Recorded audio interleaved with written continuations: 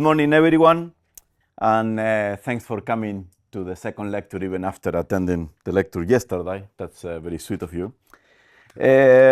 So we will start by recapping a discussion that we were having yesterday, and then we will go ahead with the discussion of today. So what we saw yesterday was the concept of event. And an event was defined as a specific point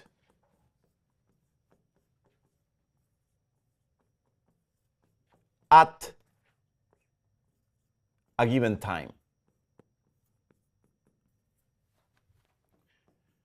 We think of the event as something independent of a coordinate system that we choose.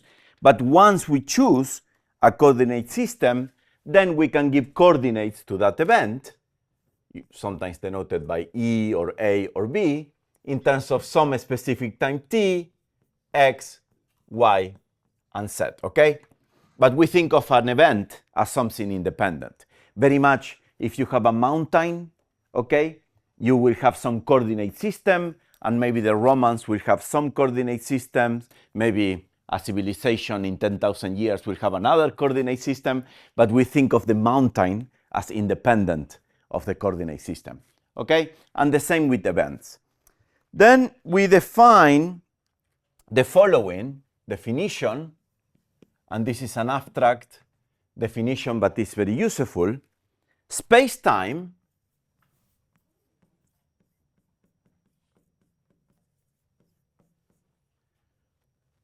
is the set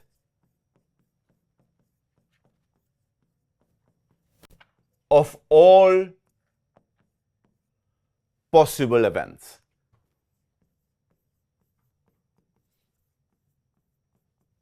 Okay?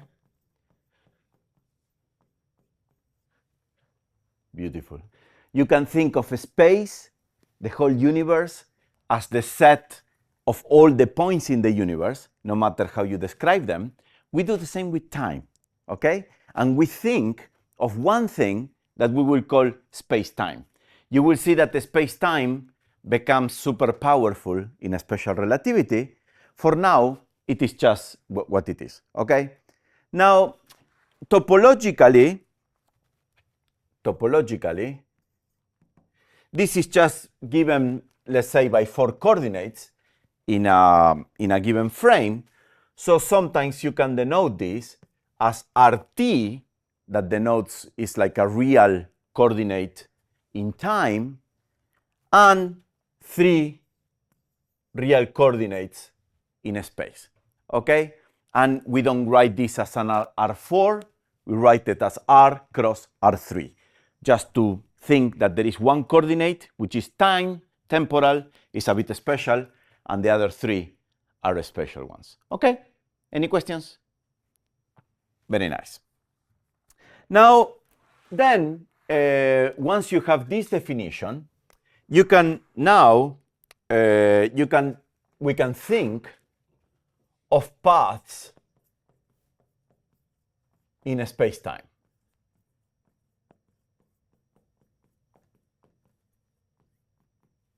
So this is usually drawn as follows. So we draw time like this, okay? And then the special coordinates, usually you have to choose 2 of them, let's say x and y. And something that you can do in this graph, right, is to describe the motion of a particle. And if you take a particle, the particle at t equals 0, let's say, is in this point, and then it starts moving as time increases, okay? So this path, this smooth path, denotes the trajectory of a particle as the time goes on, okay? Yeah, beautiful. So we denote this path, word line.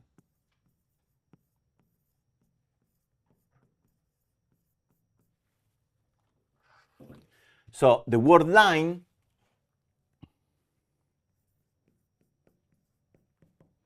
is the continuous path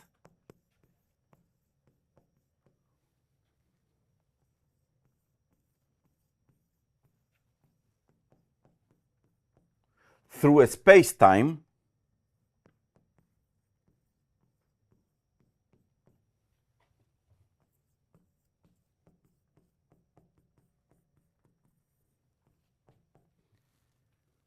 traced out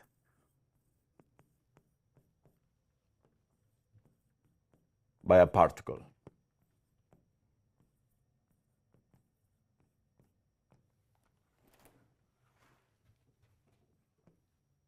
Is the word line of the particle.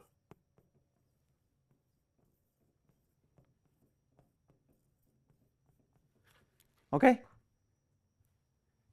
It's, for instance, have you ever heard about the string theory? Have you ever heard about the concept of wordsheet? No, that's more complicated. So if you have a particle, for instance, and always in every one of my lectures, I like spending 2-3 minutes telling you something that has nothing to do with the lecture, but it's very cool and students like that, and I find it very exciting. So if you're a particle, you're like a point, and when a point moves in a space-time, it traces this line, okay? Now imagine that instead of a point, you have a string, okay? Then a string, as it moves on a space-time, it traces a two-dimensional surface, okay? So a wordsheet is this two-dimensional surface that the string traces as it moves on a space-time. What is amazing, for instance, is that there is a theory, a two-dimensional theory, that lives on this two-dimensional surface, okay? And for instance, something that is super cool is that the properties of this theory are very much the properties of theories that describe black holes. And they are called conformal field theories. And anyway, so it's quite exciting. But all starts with this concept of word line. And you will see how cool this concept of word line is. It's just like in usual, in X and Y, you have trajectories, right? But here you have the time as well. And again, you have trajectories, but we call them word line. Is that okay? Any questions about this? Beautiful. Very nice. So for instance, if you have a free particle, oh, I'm running out of time already. So if you have a free particle, the word line of a free particle, if you have chosen an inertial frame, will just be a straight line. Okay? So this is, or rectilinear, is what the word line of a free particle would be. Just a straight line in this space-time diagram. Okay? Beautiful. The last bit that I will discuss about Newtonian mechanics is the concept of conservation laws. So let me actually use this word. Conservation laws. Conservation in Newtonian mechanics.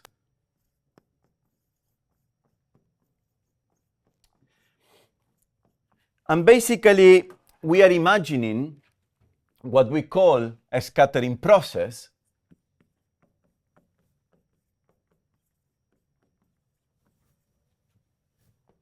And a scattering process, you imagine that you have a lot of particles, a particle of mass 1 coming at a velocity v1, another particle m2 coming at velocity v2, etc.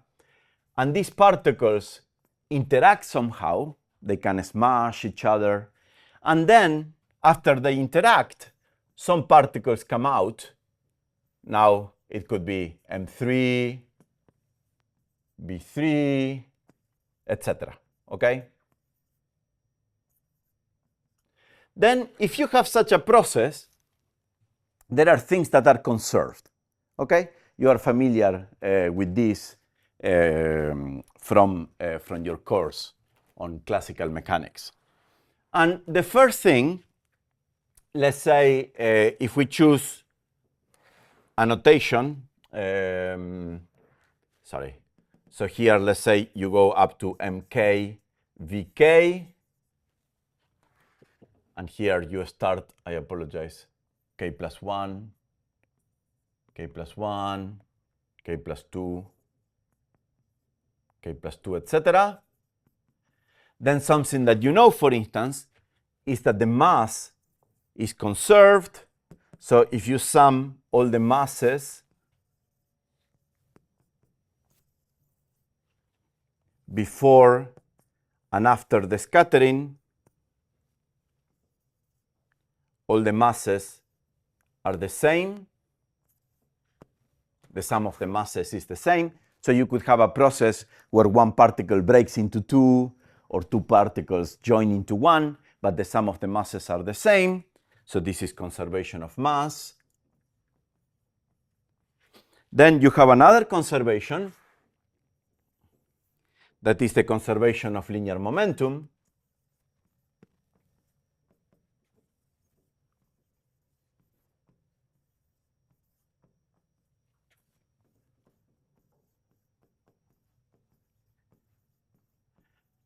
And finally, for this course, we have conservation of energy.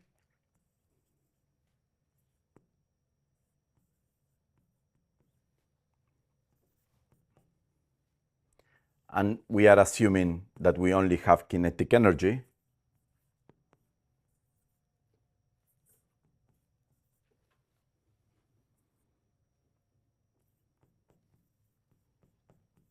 And here we have assumed that we have an elastic scattering. Okay? And you are used to many problems in mechanics when you have two particles coming into two. You write down all these equations, and you try to deduce things for the final states in terms of the initial states. Is that okay? Any questions about this? Please ask me any questions that you may have. Very cool. So here, we are not considering, let's say, kinetic potential energy. So in a usual scattering process, you imagine that some particles come from far away, they interact in some way, and then they just leave. And these are the equations that are satisfied. Yes? The top equation, conservation of mass, that's an assumption rather than a result of Newtonian mechanics. Yes, that's an assumption. Very good. Right, that's right. Then, yes, one is an assumption. The other two you can prove. That's correct. Thank you very much. And actually, it's beautiful that you say that, because I have something hidden here. And the last point is exactly your point. Beautiful. So let's recap now. Okay? What have we learned, or the things we have revised about Newtonian mechanics?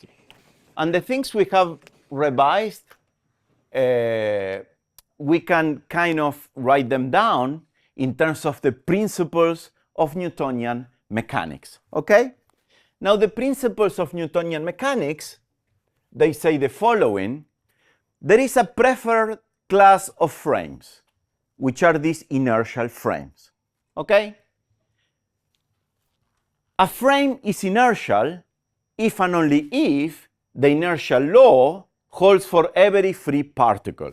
Meaning, if you have chosen an inertial frame and a particle is free, you should see the particle moving at a constant speed in a straight line. Otherwise, your system is not inertial or the particle is not free. An inertial frame, together with a choice for zero of time, and examples we gave were the time that Jesus or Donald Trump were born, they are equally good, they define an inertial coordinate system, ICS. Okay? The Newton's law holds for any mechanical system in an inertial frame. And very importantly, all inertial frames are on the same footing. Okay? That's also something that we insist on. Then we have also learned that inertial coordinate systems are related by Galilean transformations. And the final assumption, exactly to answer your question, is that mass is independent of motion and conserved in a scattering process. Okay? So people doing mechanics before the 1900s, they were super happy with this. Okay? So they all agreed that all this was true, written in stone. Is that okay? Any questions about the principles? Fantastic. In the next hour and a half, I will describe another theory, right, that people was also very happy with, which is the Maxwell theory of electromagnetism. And Maxwell theory of electromagnetism was extremely cool. It worked extremely well. It also had a set of principles, but we will see that this set of principles contradicts this set of principles. Okay? So physicists, they have these two things. They both work extremely well, but they disagree with each other. All right? And that is what we are going to see in this lecture and the next. Okay? And then Einstein was the genius that realized what to keep from this list, what to keep from the other list, and that changed our vision of space and time. Okay? Are we ready? Any questions before I proceed? Very cool.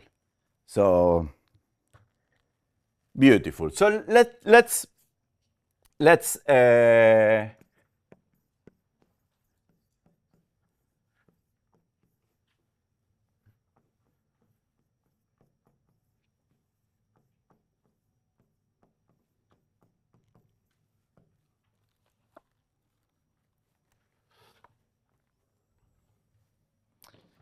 of course, I only have, 1 hour.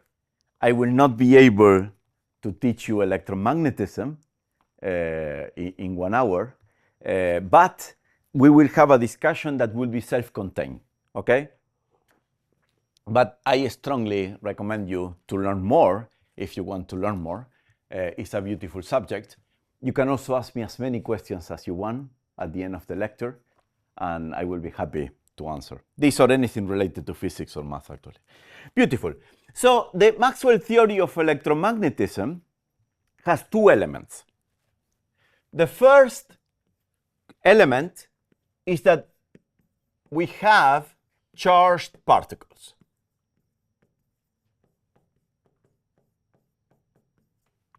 Okay?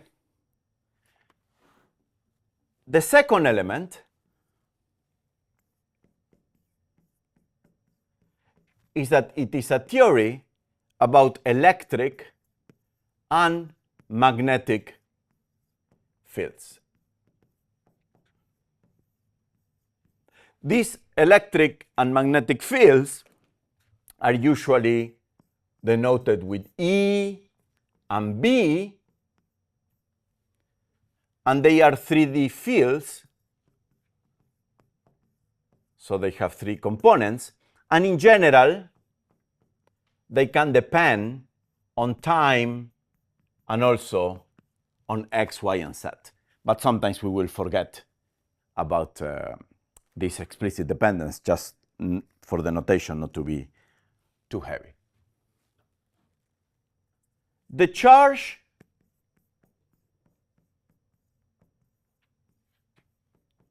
E of a particle can be positive or negative. This is quite cool. Mass is always positive. Charge, on the other hand, can be positive or negative. So electromagnetism is very different, let's say, to the law of gravitation. And the charge E determines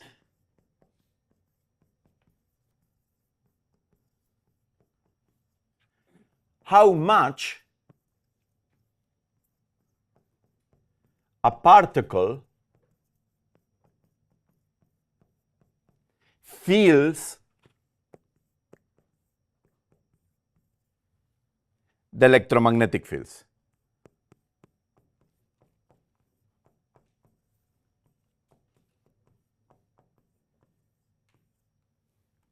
And this is precisely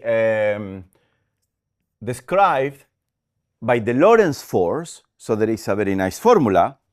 So if I am a particle of charge E and I am walking around electric and magnetic fields, the force that I feel is equal to the charge of the particle times the electric field plus the speed of the particle, which the magnetic field. Okay? So this here, so these are the fields at the location of the particle.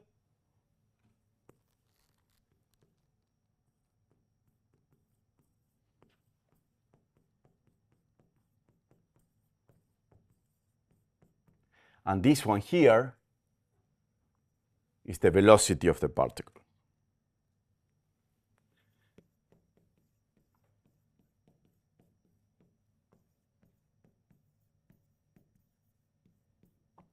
Questions? Yes? What is that operation between the equation? Okay, so this is called wedge, and there is a very cool way of computing the wedge between these two vectors. You may use also cross product as well, so either this or this.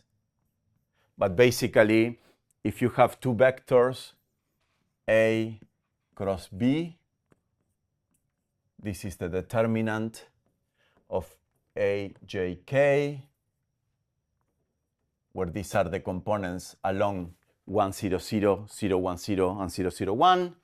And this is like A1, A2, A3, B1, B2, B3. So it is another vector. So some people they use this or this. So it's another three-dimensional vector. And a property of this three-dimensional vector is that it is perpendicular to both, to this vector and to this vector.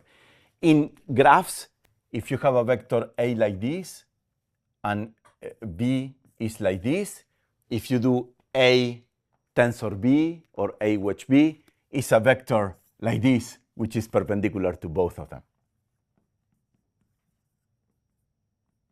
Is that okay? Beautiful. You had another question.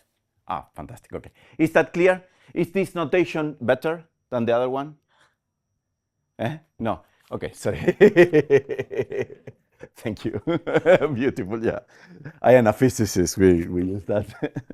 Okay, any other question? I was hoping you asked me one question. One very, very silly question. Velocity with respect to what? Okay? So we have spent a full lecture telling that all inertial frames were the same, right? But of course, if you have a particle, all the velocity measured by different inertial frames would be different, okay? So what people in electromagnetism thought, right, and they really thought that, was that there was something at rest called the ether, and the ether was this substance pervading the whole universe, and we have to measure our velocity with respect to that system in rest. Okay? So the existence of ether kind of contradicted this very much. But the equations we are going to write work so well that people didn't know what to do about it. Okay? And so for now, I would like you to believe me. People believe this for centuries, so you have to believe me for a week only. So I hope you can make it. I remember reading physics books that were relatively old, and they all talk about the ether. Okay, so the ether is this substance that is kind of at rest, and we are measuring velocities. 1 second. With respect to that, yes. Can I ask what measuring velocities with respect to ether means? Right. So it means that we could, I mean, that's what people thought. Of course, it disagreed with this, right? But that's what people thought, that there was a frame with respect to which the ether was at rest. And that's the frame we need to use. Okay? And that's, yeah, that's basically it. Is that okay? Of course, we will return to this very much. But if you hear about ether, that's what they talk about. That's what they mean. Is that okay? It's, yeah. Beautiful. So then notice that this equation here, what it's telling me is that if you are a particle, a charged particle feels a force made of the electric and magnetic field. And we can take a particle, a charged particle, move it around, and use this equation to measure E and B at all points in space-time. Okay? What Maxwell realized, and actually people before him too, is that charges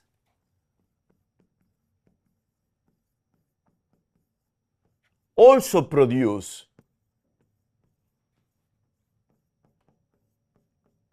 electric and magnetic fields. For instance, if you have a stationary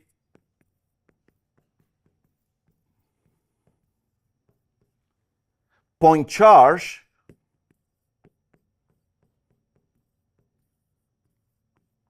at the origin,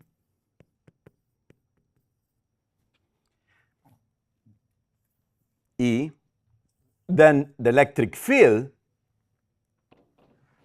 generated by that point charge will be 1 over 4 pi, a constant epsilon 0, E, and then R divided R cubed, and no magnetic field. So here R is a shorthand notation for the vector x, y, and z. Okay? So if we have a charge at the origin, and this R without an error is the absolute value of the vector. Okay? So if we have a charge, static charge at the origin, that the static charge generates an electric field, and this is the electric field. Okay?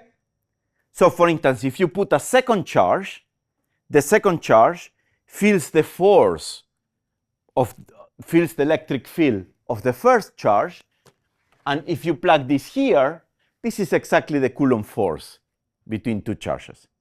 Okay? So this is just the usual electromagnetic thing. So you know that if you have two charges, E1 and E2, they attract each other if their charges are opposite. But the way you see this in electromagnetism is you look at one charge, you imagine this charge as creating an electric field. I don't know how you want to draw this. And then when you place the second charge feels the electric field that this one created. And that's why they attract each other. Is that okay? Beautiful. Yeah? for instance, if the charge moves also with a moving charge,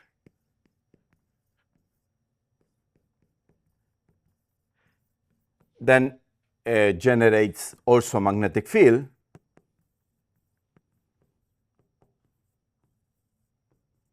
And this magnetic field is a second constant, mu0 divided 4 pi E, and then something proportional to the speed of the particle. Is that okay? So here, mu0 and epsilon 0, they are just constants. Is that okay? So basically in electromagnetism, if we have an electric and a magnetic field, a charge will feel a force, but at the same time, the fields themselves are produced by charges that are moving, okay? So this is all there is. So these are the two rules of the game, basically. And that's it. Any questions about this? It is hard stuff, so it's good. So it's okay if you have questions. And I'm trying to resume, one of the biggest triumphs of the prior 2 centuries ago, just in one lecture. So it's good to have questions. Yeah? Very nice. Okay, so sorry. I have to introduce 2 more things, and then we can write down the Maxwell equations. So the first thing is that there is the superposition principle.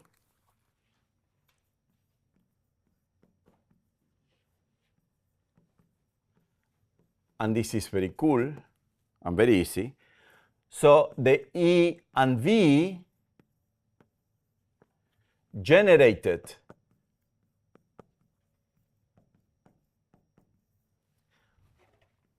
by a group of charges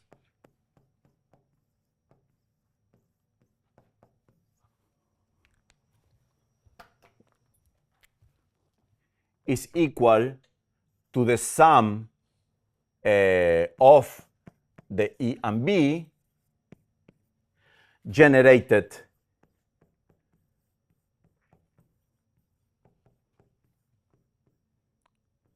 by individual charges, okay?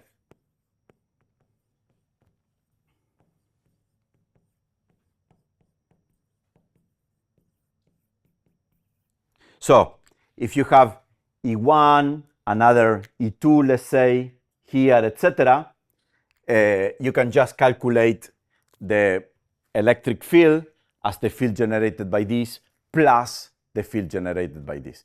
The fields do not interact somehow. Is that okay? Beautiful. And the last bit we need to introduce is the following concept. Imagine that you have a volume like this. In math, we draw volumes as potatoes.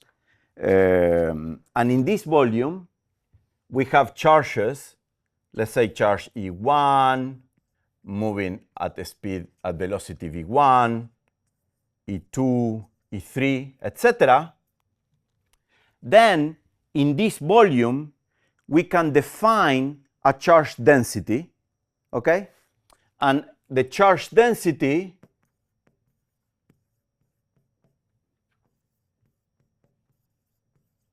is, as all densities, is the sum of the charges inside the volume divided by the volume, okay? And in the limit in which this volume is very small and the charges inside the volume are also very small, this goes to something that we call rho, okay? And this is called the charge density, yeah? You can also define the density of people if you look at a map. That's how density is always defined. And we also define current density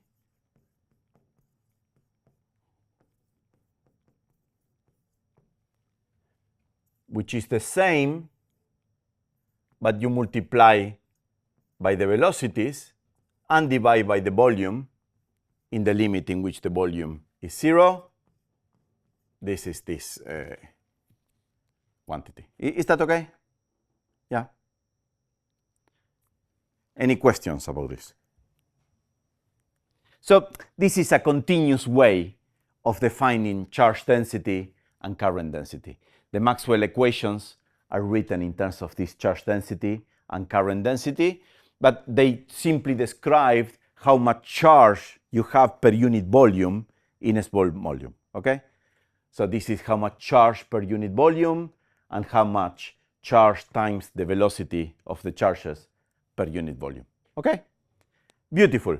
So with that, we can write down the Maxwell equations and this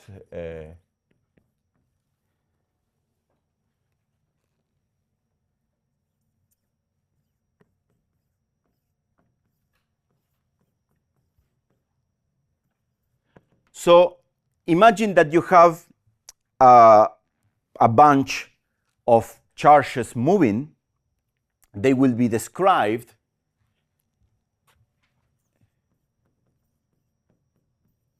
by rho and j in principal functions of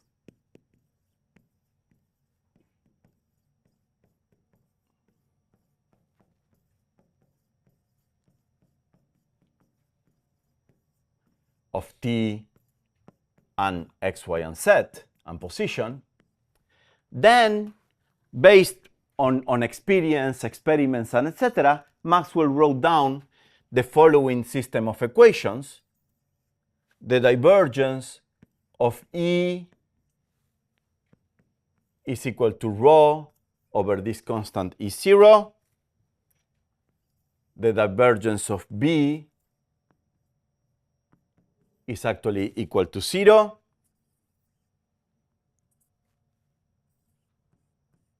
This, using the same notation as I introduced there, is minus dB dt, and this is mu 0 j plus epsilon 0 dE dt. Okay, now I will need 6-7 lectures to derive the Maxwell equations. I just show them to you because we need them for this course. But basically, they are the equations that tell how E, B for a given J and rho depend on space and time. Okay? And this is how they are described. All right? So they are a bit hard to derive. However, they work incredibly well. So that's what convinced people that these equations are actually cool equations and that they work fine. Okay? The next thing that we will try to do between this and the next lecture, and it's the most beautiful thing about these equations, is that these equations, and I will show you how, they predict the propagation of light. And they even predict the velocity of light. Okay? And that was what people said, oh, damn, this is really true. Okay? These equations are really true. So let's assume these equations. I have defined kind of all the elements in them. So that's all we need to know for now. Now, would you like to ask me any questions? Feel free to. Yes? What do you mean by divergence? Right. So let me write down all this calculus, all this vectorial. So in electromagnetism and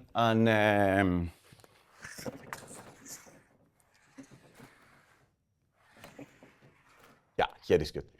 So in electromagnetism, there is a lot of vector identities, and so that's Yeah, thank you for the question.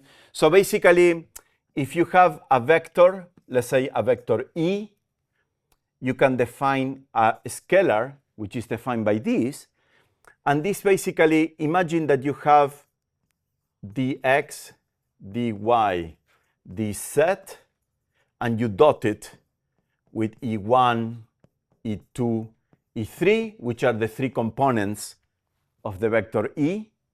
Then you would get the derivative with respect to x of E1, plus derivative with respect to y of E2, plus derivative with respect to z of E3. So it's just the gradient? It's just a, yeah. Well, no. So the gradient, you define the gradient of a scalar function, and that gives you a vector, while you define the divergence of a vector, and that gives you a scalar. So if you have something like this, and this is a function, then this could be dxf, dyf. Yeah. And the same for this quantity here. So this quantity here, you use this definition, but you plug dx, dy, dz there. Yeah. Maybe I heard you wrong, but you said that the Maxwell equations predict the way the light, what the speed of light, with which light moves. Yes, I thought light moved at a constant speed. Yes. That's all true, what you just said. That's indeed correct. Yeah, and we will. I hope. Let's see if. Yeah, let me go ahead a little bit, and then yeah, what you said is correct. Yeah, it's all correct. Yeah, and we will see. Yeah, why this contradicts some of the things that we saw in the first lecture, and that's what we will resolve in the next 14 lectures. That's precisely the question. Beautiful. So. Okay, so the first comment. Yeah,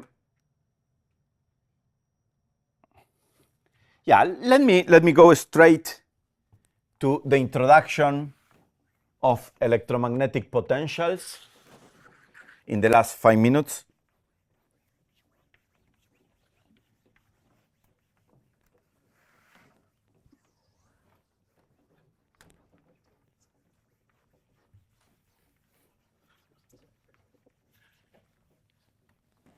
And this includes a lot of vector calculus identities, but I will be very careful.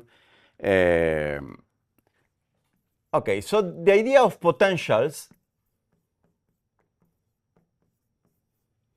is the following. The second equation tells you that the divergence of B is equal to 0. And it turns out that there is a theorem of, in mathematics that tells you that then there should exist another vector A such that B is the curl of that A. So this follows from, you can prove this. Mathematically. It's much easier to see that if this is true, you take the divergence of a curl and you will always get 0 automatically. You can check that at home. It's safe enough to do at home. Next, from 3, if we take the third equation, we see that 0 is equal to this plus dv dt, but then we introduce this definition here, so we see that the curl of E plus di dt is actually 0. So here we use the third equation together with this definition here. So we are just using the Maxwell equations, 2 and 3. This implies then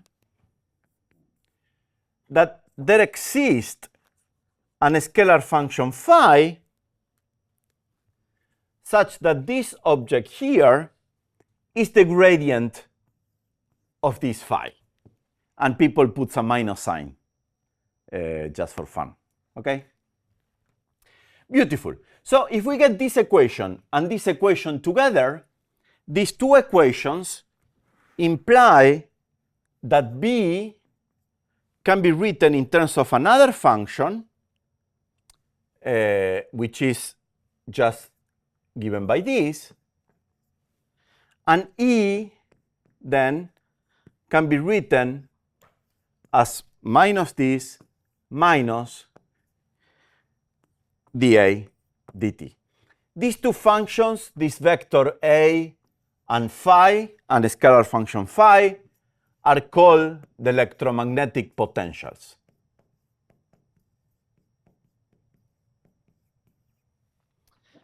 Given electromagnetic potentials, you can actually show that there is a small freedom that is called a gauge transformation,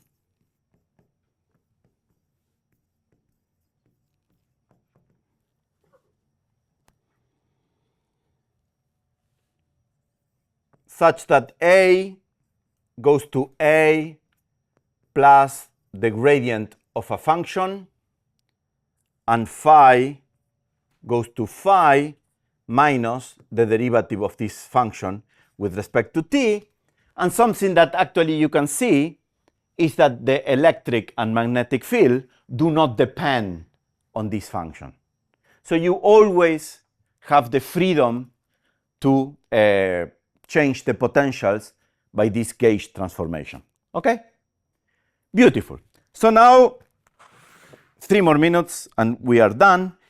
What we do then is we plug these two equations into the Maxwell equations, right? And then if we do that, we see that the Maxwell equations imply the following.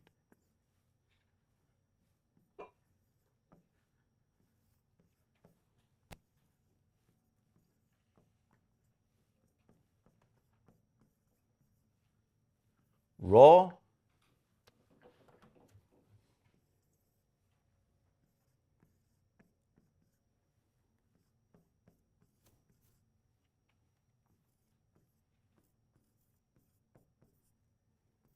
A minus this. Sorry, this is a bit long. Let me write it down for you, and then I will talk.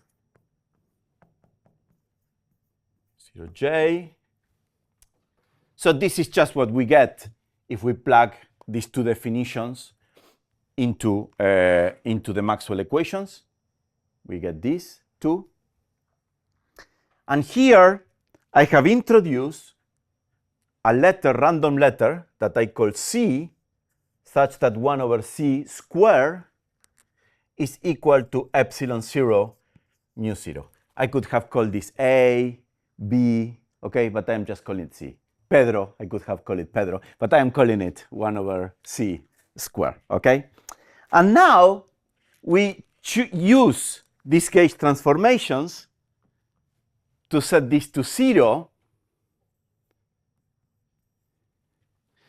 so that the equations become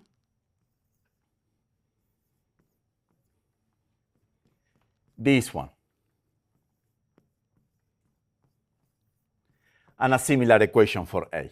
So basically, with this choice, we decouple the equations for phi and for A, for the two potentials, and the equations are these equations here. Something, sorry, I went slightly fast, but basically what we are saying is that you can write down the Maxwell equations in terms of potentials, okay, A and phi, and these potentials satisfy this equation here. Have you seen these equations before? Yes? That's the wave equation. That's right. Actually, if you set rho and j equals 0. These two are the wave equations. Wave equation with the speed c. But c is the product of epsilon 0 and mu 0, which you can measure, right? You can measure in the lab, doing kind of like electric circuits. You measure epsilon 0, you measure mu 0, you multiply them, you put them in this combination, and you get a speed which you can guess what the speed is, which will be the speed of light. Okay? So we will do that next lecture, so keep up with me. But we will see how, and we are almost there, the Maxwell equations predict existence of light at a speed that you can actually measure. And in particular, notice that indeed this is something constant. You cannot choose epsilon 0 and mu 0 are what they are. Okay? Thank you very much, and see you next class.